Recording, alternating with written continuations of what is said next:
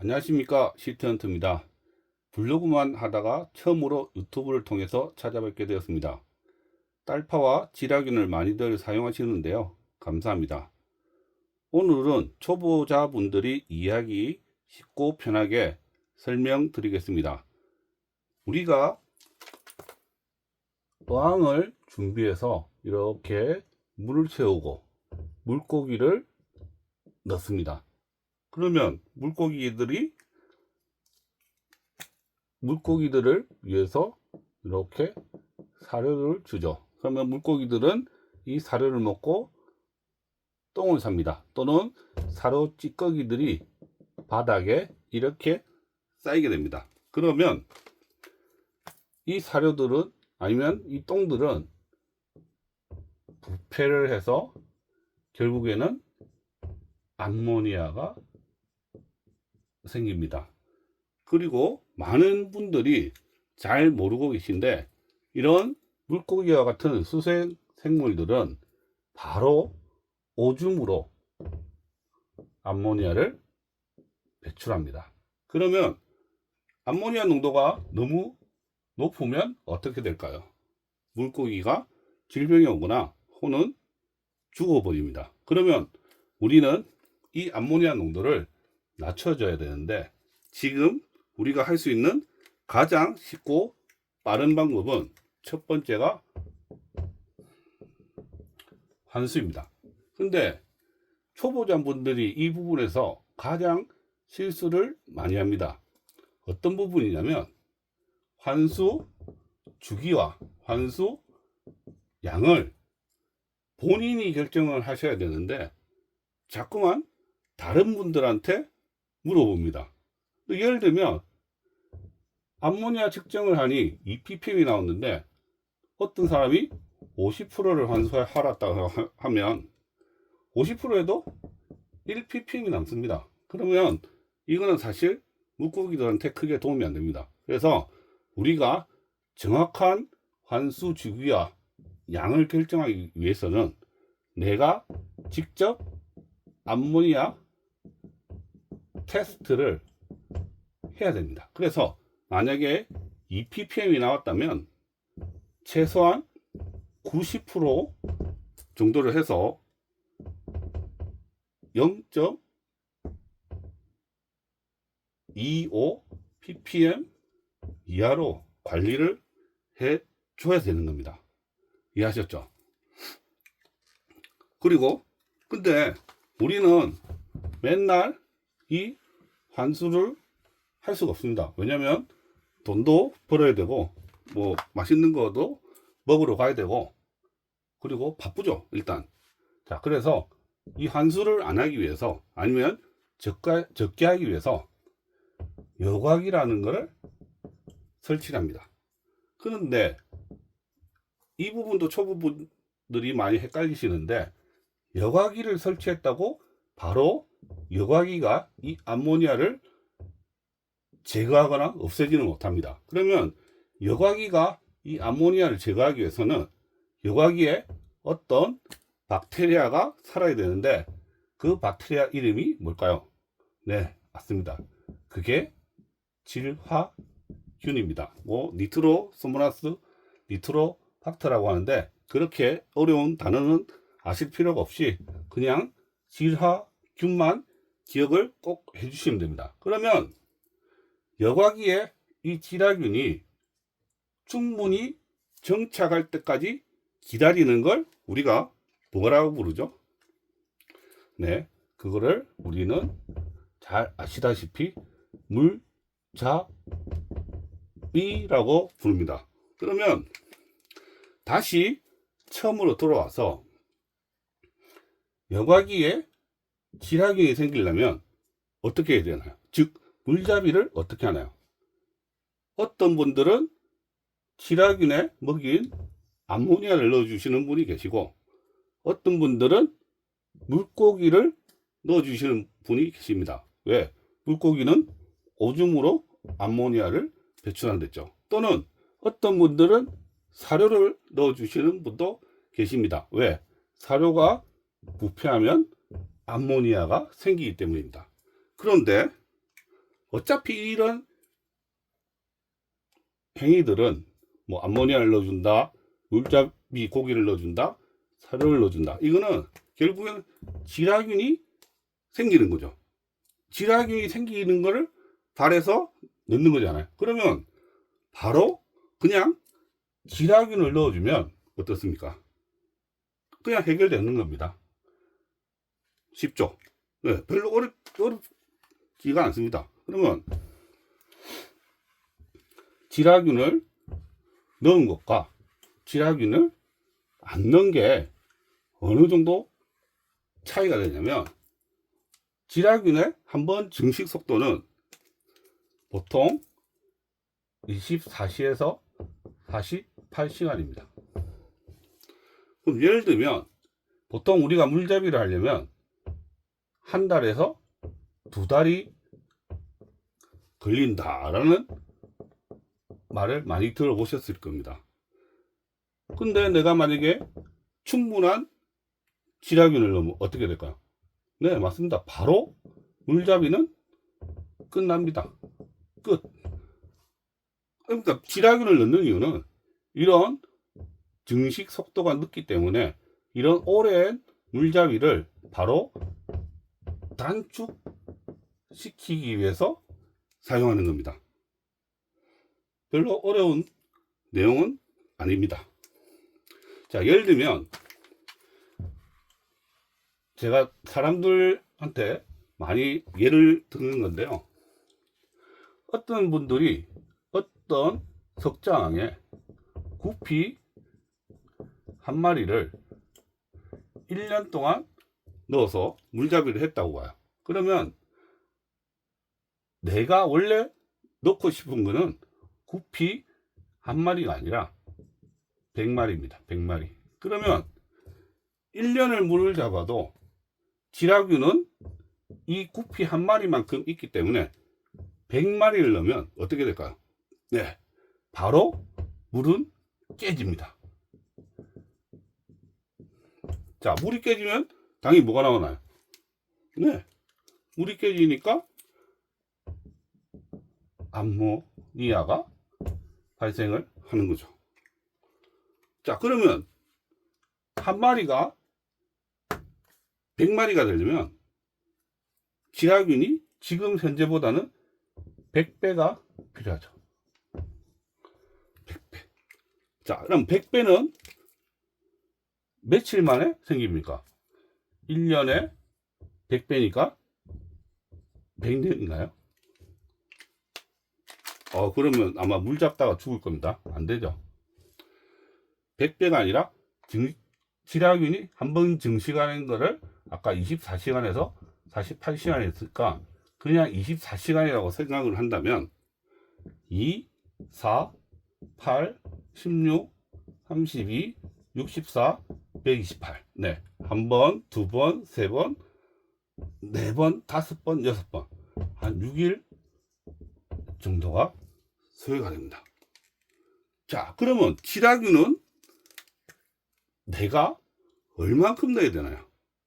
예를 들어서 구피 한 마리만큼 넣어도, 넣고 나서 지라균이 1000마리 정도의 용량만큼 넣어도 결국에는 6일 동안 잘 관리만 한다면 이 100마리의 구피를 넣더라도 어떻습니까? 쉽게 물잡이가 될 수 있는 거죠.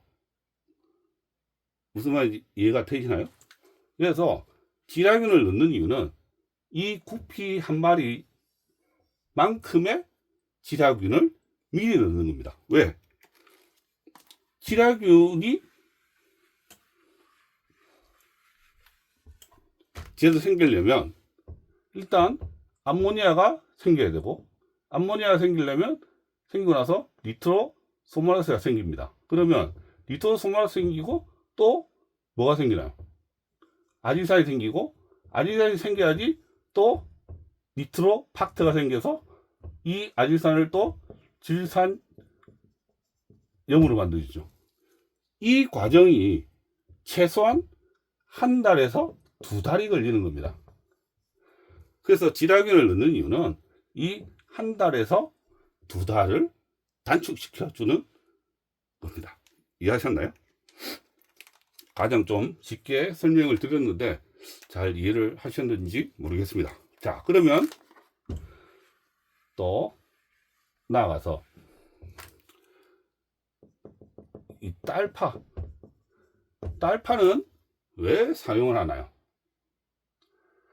딸파에는 우리가 아는 바실러스 섭틸리스하고 유산균이 들어가 있습니다. 즉 유익균이죠. 자, 지라균이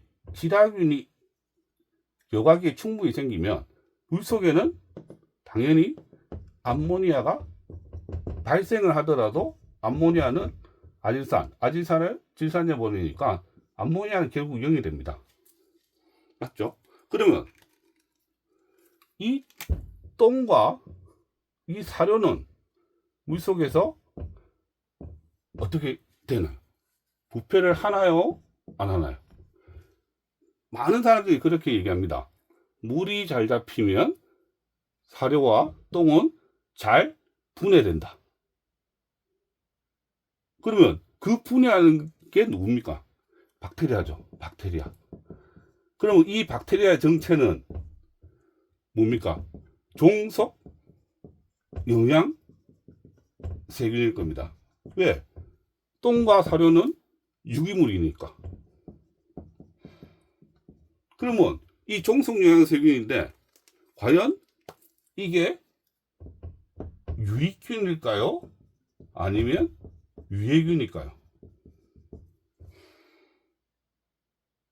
그거는 알 수가 없습니다. 하지만 지라균이 여과기에 충분해도 이 사료와 똥은 물속에서 항상 부패가 되기 때문에 이거는 사람 기준으로 보면 유해균일 수밖에 없습니다.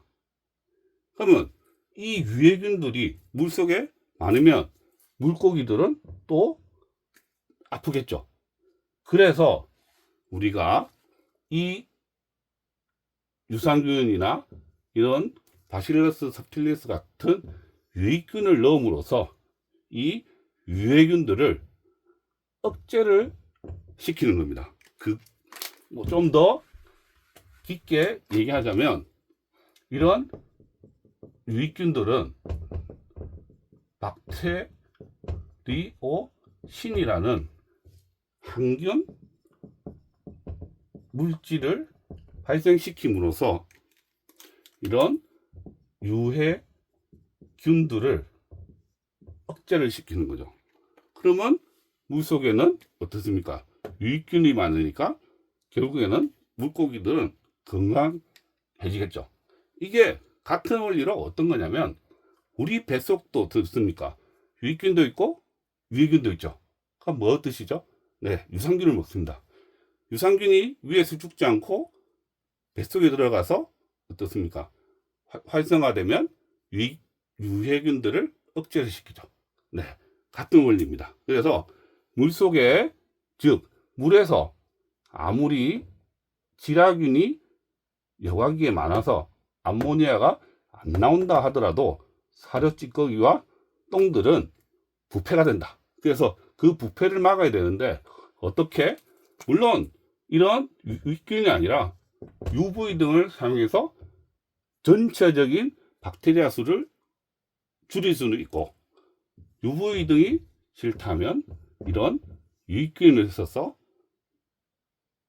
이 유해균들을 억제시키면 됩니다. 그래서 건강한 물을 만들 수 있는 겁니다. 자, 정리를 하겠습니다. 자, 수질 관리는 1번입니다. 즉 암모니아, 아질산 같은 이 수질 관리는 뭐로 한다? 환수로 한다. 그리고 또는 여과기로 한다. 그런데 암모니아, 아질산 같은 그런 독성 물질을 여과기가 제거하기 위해서는 반드시 뭐가 필요하다? 질화균이 필요하다. 그래서 질화균이 여과기에 생길 때까지 기다리는 걸 뭐라고 부른다? 물잡이라고 부른다. 따라서 물잡이는 아주 긴데 이 질화균 제품을 써준다면 그 물잡이 기간은 상당 기간 어떻게 된다? 단축시킬 수 있다. 이해하셨죠? 자, 두 번째, 물잡이, 즉 질화균이 여과기에 충분하더라도 이런 사료 찌꺼기와 똥들은 물속에서 어떻게 된다? 부패된다. 그래서 이 부패균, 우리가 똥물에 다리를 이렇게 담글 수가 없잖아요. 왜? 감염될까봐. 그죠? 이 부패균이 많으면 물고기들이 질병이 올 수 있기 때문에 이 부패균들을 없애거나 억제를 시켜야 되는데 뭐로 시킨다? 딸파 같은 유익균으로 시킨다. 자, 마무리하겠습니다. 1번 물관리, 물생활 쉽게 하면 됩니다. 첫 번째, 수질관리는 뭐로 한다? 환수와 여과기는 한다. 근데 여과기는 이 암모니아 같은 거를 없애려면 그 속에는 반드시 뭐가 있어야 된다? 질화균이 있어야 된다. 질화균이 생길 때까지 기다리는 걸 뭐라고 부른다? 물잡이라고 부른다. 그래서 질화균 제품을 넣으면 이 물잡이는 상당히 단축될 수 있다. 근데 만약에 질화균이 안 들어가 있는 제품을 넣으면 어떨까요? 단축이 될까 안 될까? 안 된다. 반드시 질화균이 들어간 제품을 넣어야 된다. 물론 초반에 질화균 외에 제품을 넣어도, 그러니까 물잡이가 아니라 그냥 물고기를 넣을 수 있는 환경은 만들 수 있다. 그거를 좀 더 얘기하면 부동화라는 이런 걸 배우셔야 되는데, 이거는 다음에 기회가 되면 제가 자세하게 설명을 드리겠습니다. 그래서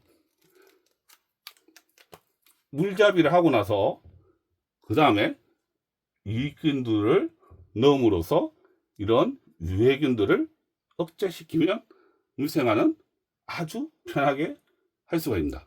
근데 1번, 2번을 하더라도 물고기들은 아플 수는 당연히 있죠. 우리가 아무리 공기 좋은 곳에서 맛있는 거 아니면 몸에 좋은 거 많이 먹어도 아플 수 있습니다. 그러면 3번, 아프면 사람은 어디 가나요? 병원 가죠. 네, 맞습니다. 우리도 물고기가 아프면 수산질병관리원에 가서 진단을 받고 약을 타시면 됩니다. 그래서